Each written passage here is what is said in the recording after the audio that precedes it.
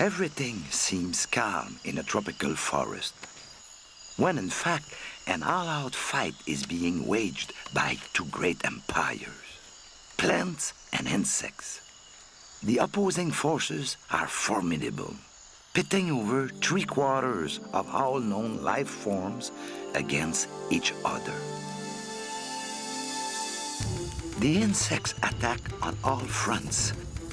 The plants retaliate by poisoning their sap or, like this carnivorous pitcher plant, by turning the tables on the insects.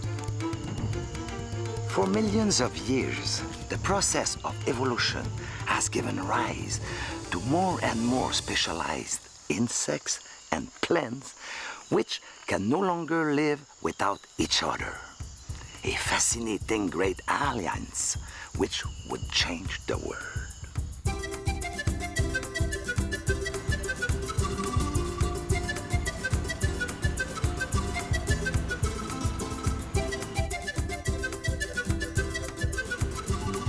This morning, the supply boat S02E09 is carrying Uno Bizarro passenger down the Amazon. We left Iquitos a good 2 hours ago, and we're almost at our destination, the little Peruvian village of Palmeiras.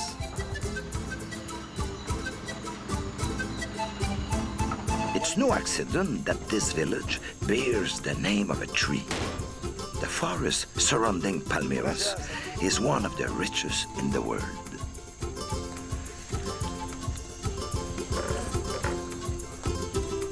The village leaders confirm that there are many insects in the great forest and show me the paths to take.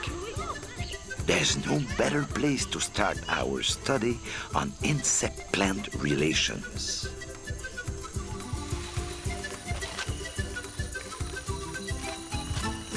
We think that all insects originated from an animal looking like this millipede and which fed on vegetal debris. With such an ancestor, it's not a surprise if all primitive insects ate plants only. These vegetarians reigned supreme for millions of years, despite the appearance of many insect predators. Today, over 50% of all insect species still eat only plants.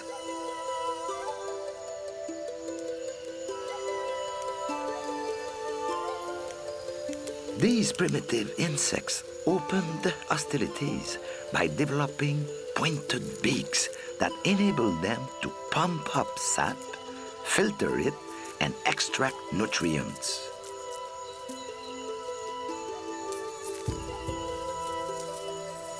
Leafhoppers and aphids still feed this way today.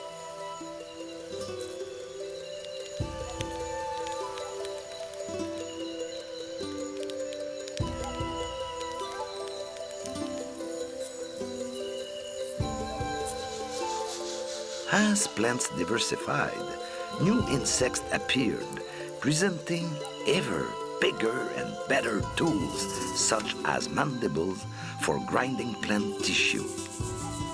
Many insects focused their attacks on a single plant species. Today, their survival depends entirely on this one food source. For some insects, the sap of certain trees is mainly irresistible. And here is a good proof. You see, the sap oozing from this wounded tree attracted nearly all the harlequin beetles of this area.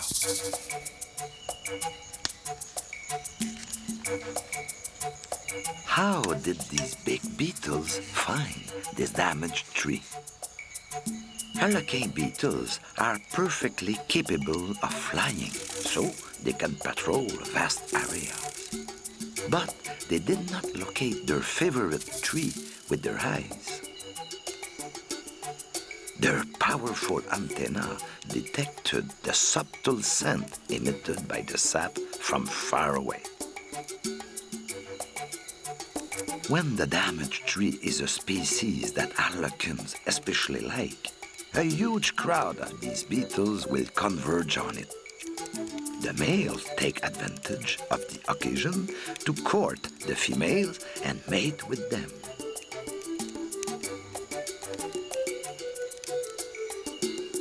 Insects had become a formidable army that could detect and exploit the slightest weakness of a plant. But the plants would fight back.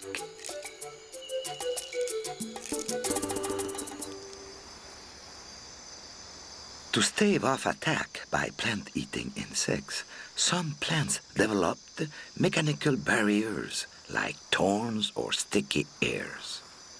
Others produced tough leaves with a waxy coating. But the decisive moment in the battle was when the plants invented the ultimate chemical weapon: poisonous sap.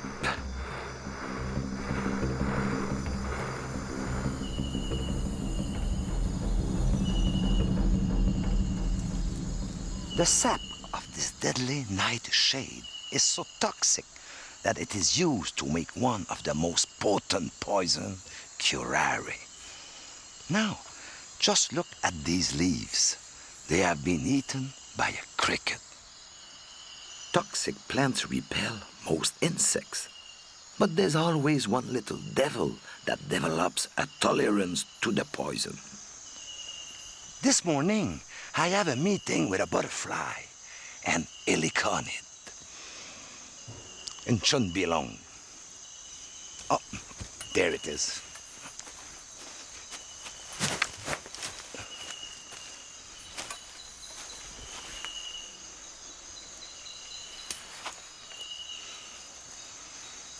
What did I tell you? Heliconid. But I confess, this butterfly didn't come here for me, but mainly because it was much interested by this plant, the passion vine.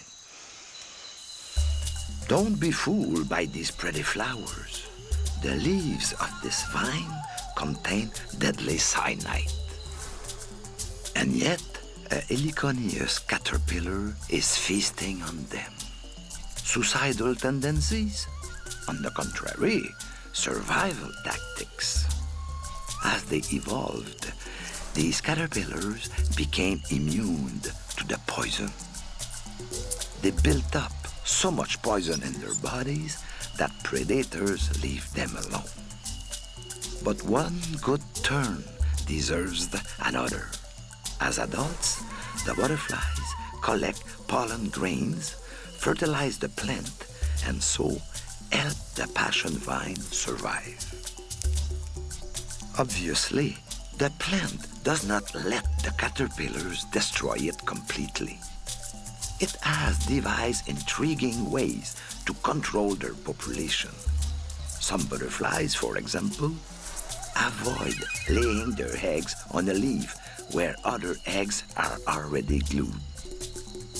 Through one of those amazing little tricks of evolution, passion vines have come to produce little protrusions that look exactly like heliconid eggs and fool the butterflies. The passion vine has another defense system.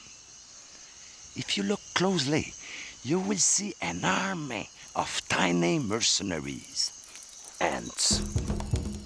These ants patrol the surface of the leaves, chasing away intruders and attacking the caterpillars as soon as they hatch from the egg. The plant rewards its defenders by producing a delicious sweet liquid. Dust opened a new chapter in insect-plant relations. In some cases, yesterday's enemies became today's allies.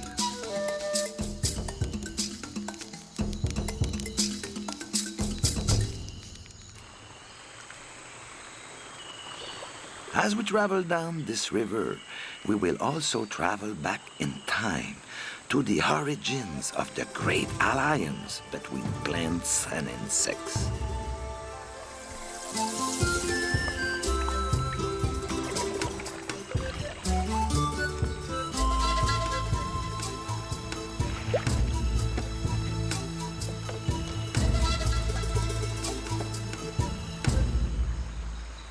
Why are flowers so beautiful? To inspire the poets? Or help us win the heart of a loved one? Not at all. Flowers have only one purpose in life: seduce insects.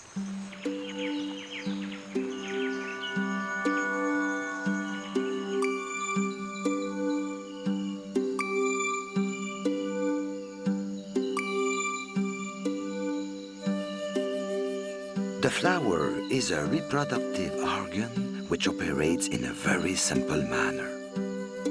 A tiny grain of pollen is emitted and must land on another flower of the same species over a distance of hundreds of yards. A pretty random strategy for a life form that is unable to move. Fortunately, the flower is also a sophisticated marketing tool.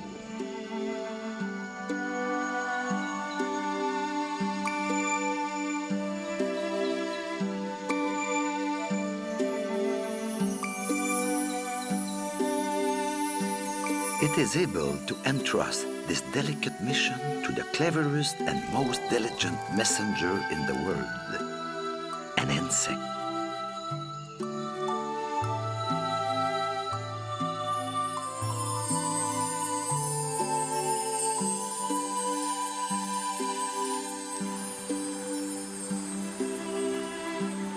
The first insects to sign a mutual assistance pact were probably the sturdy beetles, well before the arrival of more refined pollinators like butterflies and bees. Even today, some primitive plants like the giant Amazonica water lilies count on their traditional allies to transport their pollen. This flower is a beetle prison. But don't worry, the inmates are pretty well treated. They have plenty to eat, live in heated cell, and better, they are released after 24 hours.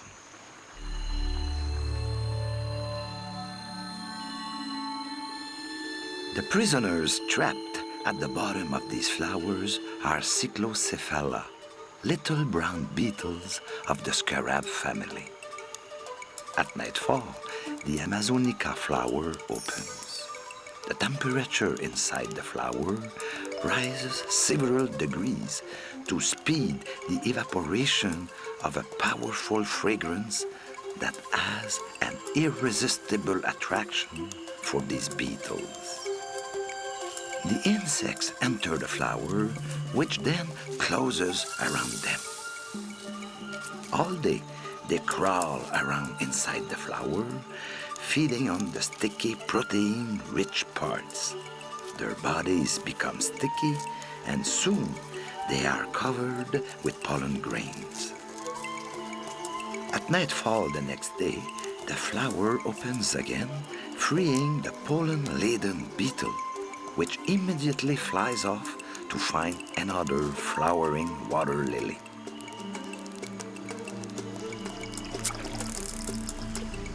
Then the cycle begins again, with the beetles finding food and shelter, and the plant obtaining the precious pollen grain it needs for fertilization. The fertilized flower stops emitting fragrance. It turns purple and disappears underwater, soon to re-emerge and open into a gorgeous giant water lily. This is how plants and insects began, forming the first alliances. And these will lead to the evolution of even more efficient and sophisticated insects. Over millions of years, the relationships between plants and insects have become more and more specialized. To ensure the loyalty of their pollinators, some flowers began to provide them with fuel by producing a sweet, high-energy liquid, nectar.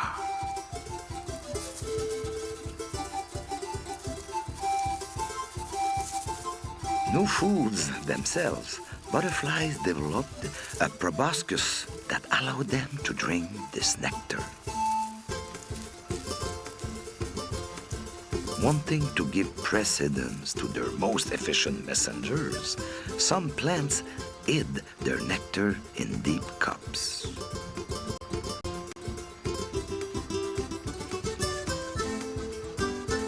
Now, only the Sphinx moth could take advantage of these flowers' generosity.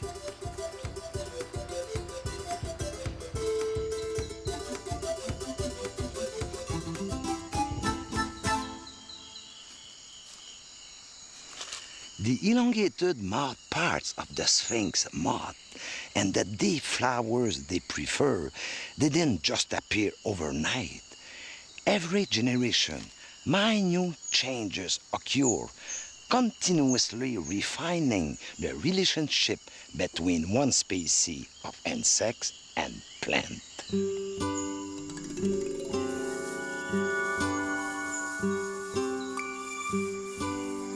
Some plants began to produce large quantities of pollen, and so bees developed little sacs on their legs to help them collect it.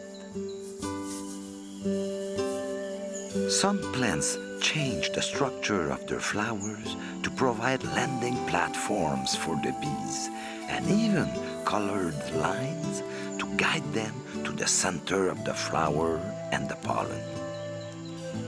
There are plants that seem to have an ongoing dialogue with their pollinators.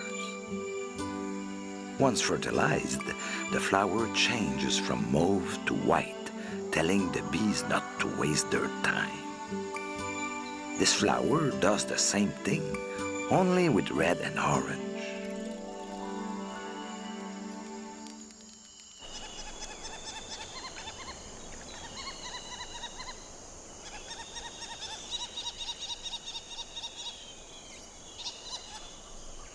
The tropical forest is a vast labyrinth where two plants of the same species may be growing hundreds of yards apart. The situation is particularly critical for rare plants like orchids. Luckily, these plants struck a lifetime deal with the world's top pollinating insect. These are orchid bees, shiny, sturdy, and tireless, and some of which can live up to 6 months.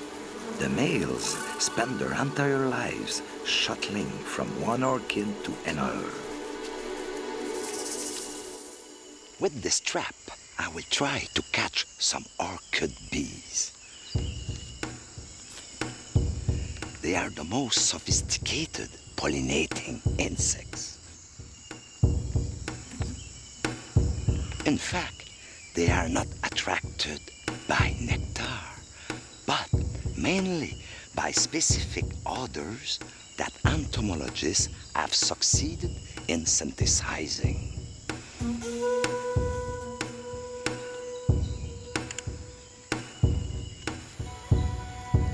Orchids have linked their survival directly to the bees' survival. Without their fragrances, the male bees cannot mate. The more fragrances a male collects, the more he proves his worth and experience to females. The champions can accumulate up to 100 different fragrant substances. Only a few drops, and we're in business. Be patient. Only a minute later, the first males arrive to collect the fragrant liquid in little sacs on their hind legs, which act like sponges.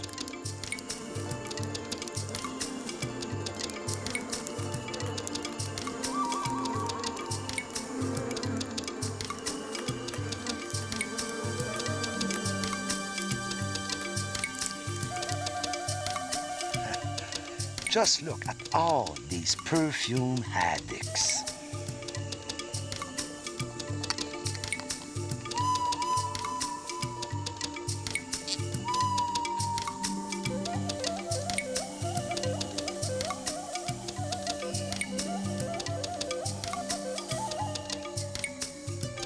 Orchids produce these substances to force the bees to transport their pollen.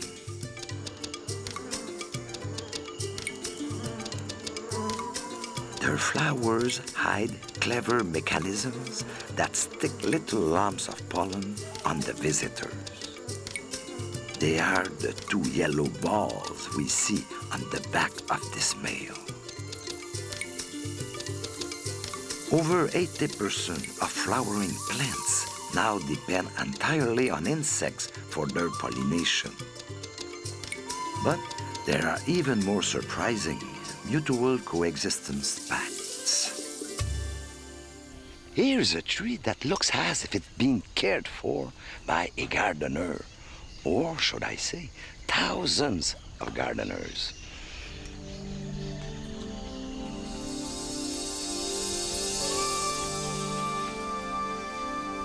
It's a Cecropia, and the gardeners are Azteca ants. At the slightest vibration, hundreds of these ants appear as if by magic. No wonder their colony is located right inside the hollow branches. The Aztecas defend their tree fiercely against termites or anything else that might hinder the Cecropia's growth. Let's see how the ants react if I tie a small fragment of moss onto this branch.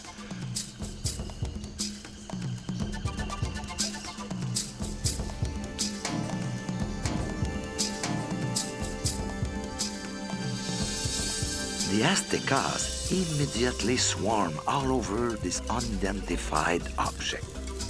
They will gnaw at it and cut it into pieces until there's nothing left of it. Nor do the ants give any vine or other parasite plant a chance to take root on their host. The slightest suspicious growth is immediately torn to shreds. Ants are so important to the Cecropia tree that it even feeds them. You see here, at the base of each leaf, tiny protein-rich grains are produced, which ants collect immediately. These grains have no other purpose than to feed the ants, which tuck them away in tiny storerooms in the tree trunk. The Cecropia even allows the ants' herds of aphids to suck its lifeblood. The aphids are not strong enough to pierce the bark of the tree, so the ants place them on the tender inner walls of branches. Here they can suck up the sap with their little pointed beaks and produce drops of sweet liquid the Azteca find very appetizing. Aztecas can only establish their colonies in Cecropia. Without those hands, the Cecropia tree is immediately attacked by plant eaters. This is one of the most remarkable pack of mutually assured survival between plants and insects. Ultimately, we are all parasites of plants, but it's the insects that have gained the most from their alliance with plants. They have become the most diversified of all the animals, which has given them a clear advantage in the great game of survival.